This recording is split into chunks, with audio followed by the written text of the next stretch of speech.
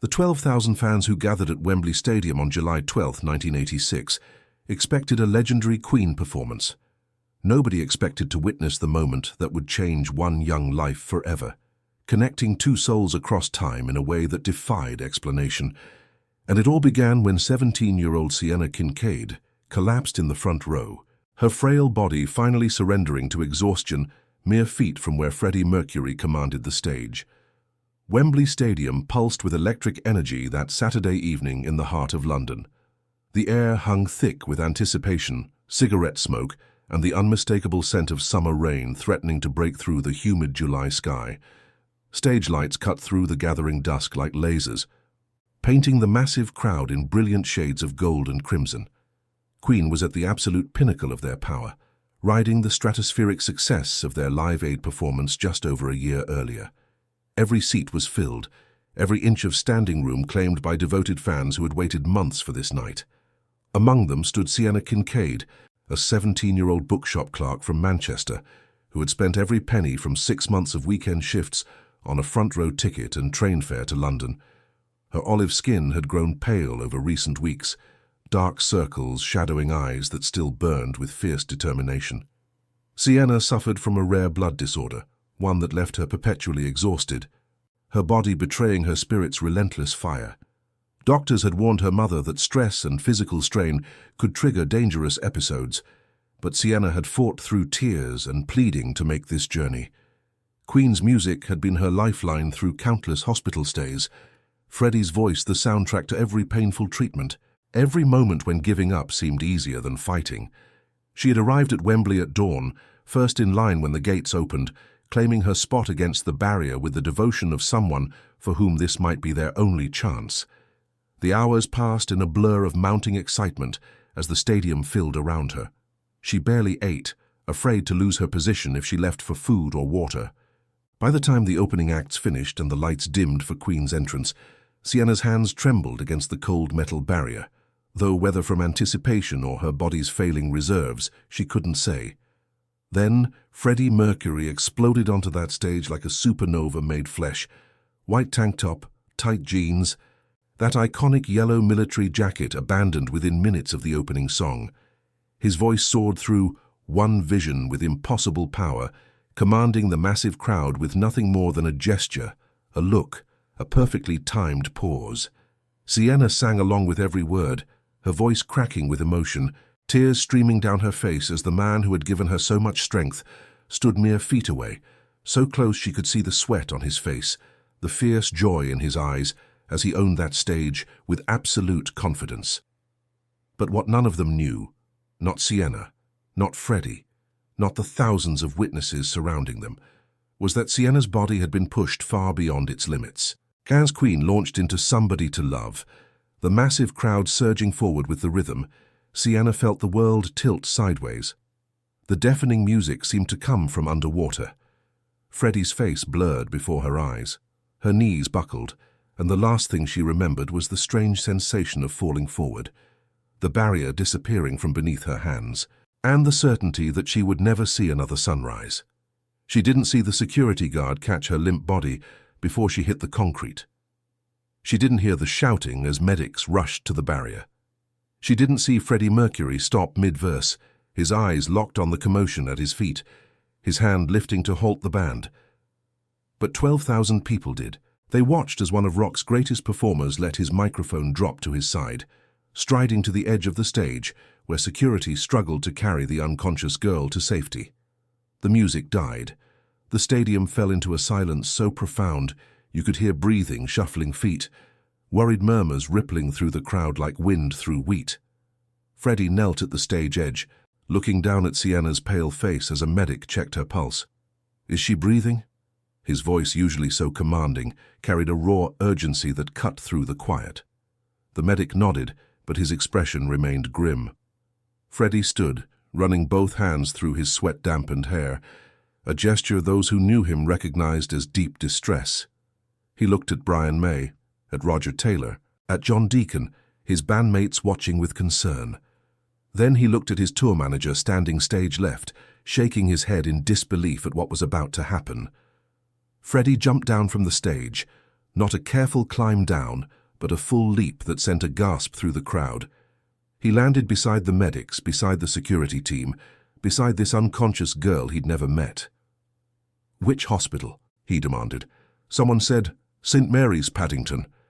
Freddie nodded once, that decisive gesture that meant his mind was made. "I'm going with her. Tell them to bring a car around back immediately." The stadium erupted, not in cheers, but in something more profound. A collective intake of breath that comes when witnessing something unprecedented. Rock stars didn't do this. They didn't abandon concerts for strangers. They didn't break the fourth wall between performer and audience in such a raw, human way. But Freddie Mercury had never lived by anyone's rules but his own. He stayed beside Sienna as they loaded her onto a stretcher, his hand briefly touching her forehead in a gesture so tender it made the surrounding security guards look away. The intimacy of the moment too much to witness directly. But here's the part that nobody saw coming. Freddie didn't just accompany Sienna to St. Mary's Hospital. He didn't just wait for doctors to stabilize her before returning to Wembley. He stayed. For 7 hours, Freddie Mercury sat in a sterile hospital waiting room while his band cancelled the remainder of the concert, while his management fielded furious calls from promoters, while headlines about the abandoned show began appearing in morning editions. He sat in a plastic chair, still wearing his stage clothes, makeup smudging as exhaustion set in, and he waited. When Sienna's mother, Margaret Kincaid, arrived on the last train from Manchester, frantic with worry, she found Freddie pacing the corridor outside her daughter's room. He turned at the sound of her footsteps, this 40-year-old mother in her worn coat and sensible shoes, and his face crumpled with relief. "She's stable," he said, his voice hoarse from the show from emotion. "They're transfusing her now. The doctors say she'll recover, but it was close. So bloody close." Margaret stared at this man, this icon, standing before her like any other human consumed with worry for a stranger. "Why?" The question came out as barely a whisper. "You don't even know her." Freddie's response came after a long silence, his eyes distant. "When I was 17, I nearly died from a burst appendix. An ambulance driver named Robert stayed with me the entire night at the hospital, holding my hand while I was terrified and alone. My family hadn't arrived yet. He didn't have to do that. It wasn't his job. But he did, and I never forgot." He met Margaret's eyes, and she saw grief there, layers of it. "I never got to thank him properly. He died 2 years later, so maybe I'm paying forward what I can never pay back." What happened next would change 3 lives in ways none of them could predict. Freddie waited until Sienna regained consciousness just before dawn. She opened her eyes to find him sitting beside her hospital bed, his makeup smudged, his famous face lined with exhaustion but smiling with genuine warmth. "Hello, darling," he said softly. "You gave us all quite a scare." Sienna tried to speak, but her voice wouldn't come. Tears spilled down her cheeks instead, overwhelming emotion rendering her speechless. Freddie reached into his jacket and pulled out a small cassette tape. "This is a demo of something we've been working on. It's called The Show Must Go On. We haven't finished it yet, might never finish it, but I want you to have it." He placed it gently on her bedside table. "Sometimes the show must go on, and sometimes it absolutely must not. You taught me tonight that I'd forgotten which is which." They talked for an hour, Freddie asking about her life, her dreams, her struggles with her illness. Sienna told him about the countless nights his music had pulled her through, about singing Bohemian Rhapsody at the top of her lungs in her hospital room to drown out fear. Freddie listened with complete attention, none of the distraction or performative interest of celebrity charity. He was simply present, simply human, 2 people connected by circumstance and something deeper, something neither could name. Before he left, Freddie made her promise to call his management office once she was discharged.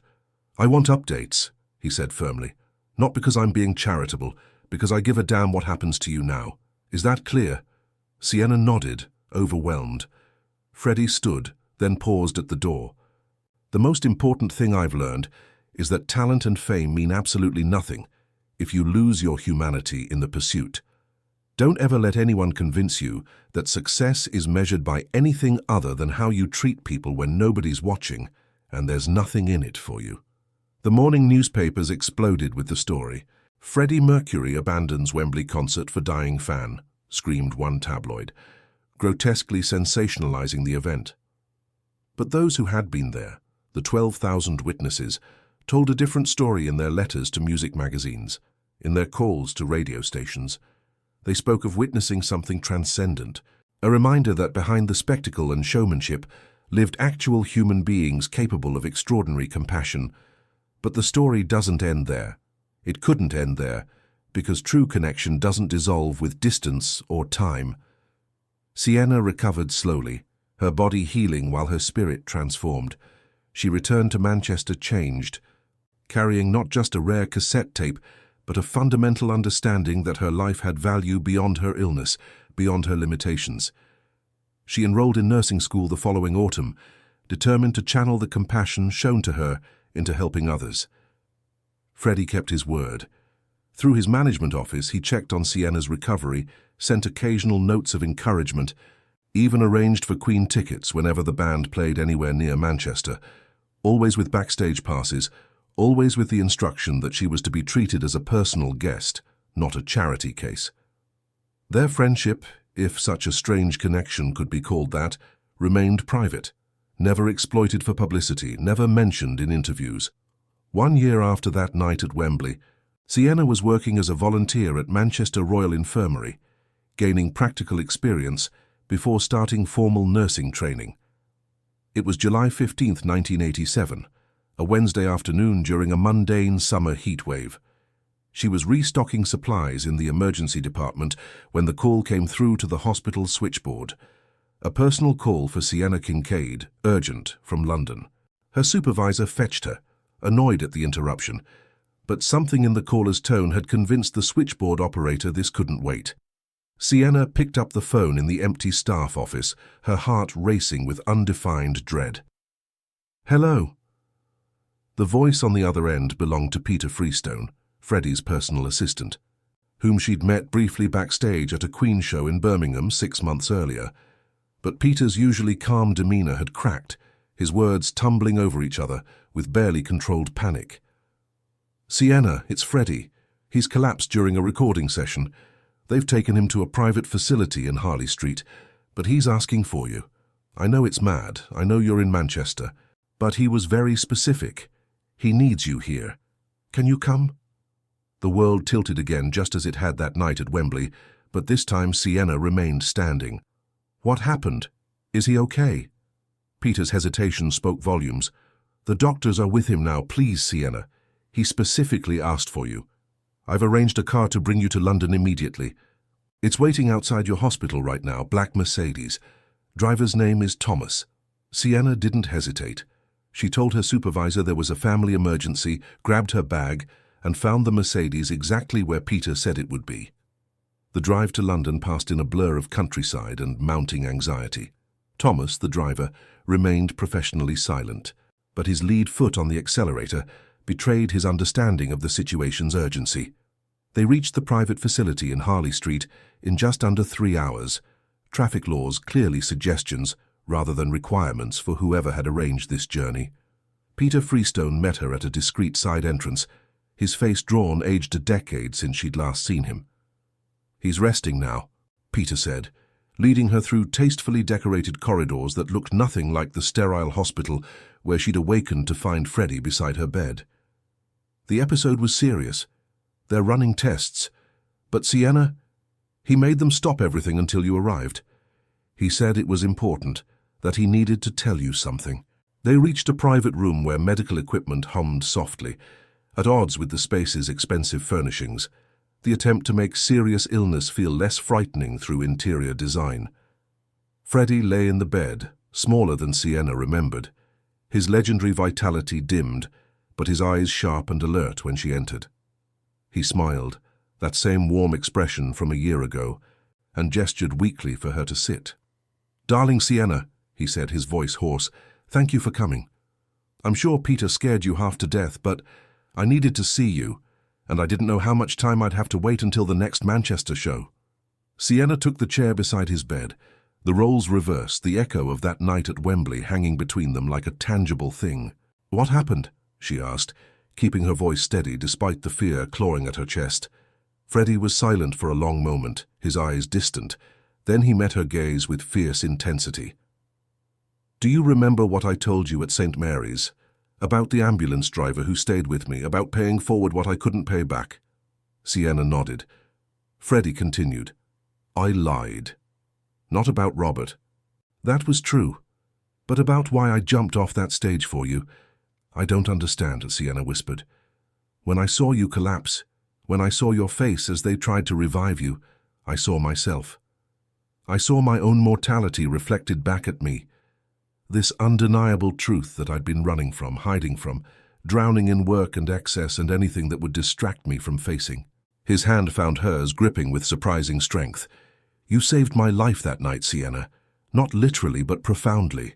You reminded me what matters, what's real, and I need you to do something for me now." "Anything," Sienna said, and meant it absolutely. Freddie reached toward the bedside table, pulling out a leather-bound journal. "I've been writing. Songs, yes, but also thoughts, reflections, things I need to say while I still can. Some of it's for the band, for my family, but there's a section in here that I need you to keep safe, to protect until the time is right." He pressed the journal into her hands. "Inside, you'll find instructions. One day when I'm gone and enough time has passed, I need you to make sure certain things I've written reach the right people. Not for publicity, not for profit, but because these words are the truest thing I'll leave behind." Tears streamed down Sienna's face. "Don't talk like that. You're going to be fine. You're Freddie Mercury. You're invincible."